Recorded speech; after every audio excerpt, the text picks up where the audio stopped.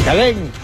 Lumantad ang isang negosyanteng babae sa lungsod ng Davao para isiwalat ang ayon sa kanya ay planong paninira kay Pangulong Duterte.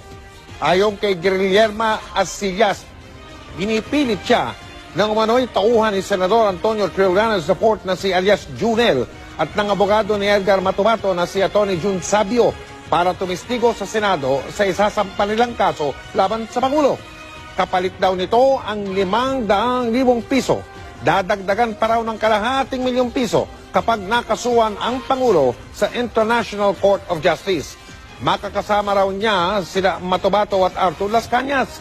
May pinapipirmahan daw sa kanyang affidavit para idamit ang Pangulo sa illegal na droga at yung tinatawag na extrajudicial killing. Pero hindi niya naipakita ang affidavit. Sinubukan ng GMA News na kunin ang panig ni Trillanes pero hindi siya sumasagot sa aming mga tawag.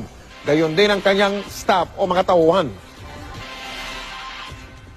Sabi niya sa akin na wag kang mag-alala dahil yun nga daw, hindi ako papabayaan. Nakita mo na maraming pera dito.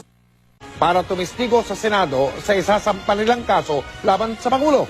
Kapalit daw nito ang 500,000 piso. Dadagdagan pa raw ng kalahating milyong piso kapag nakasuhan ang Pangulo sa International Court of Justice.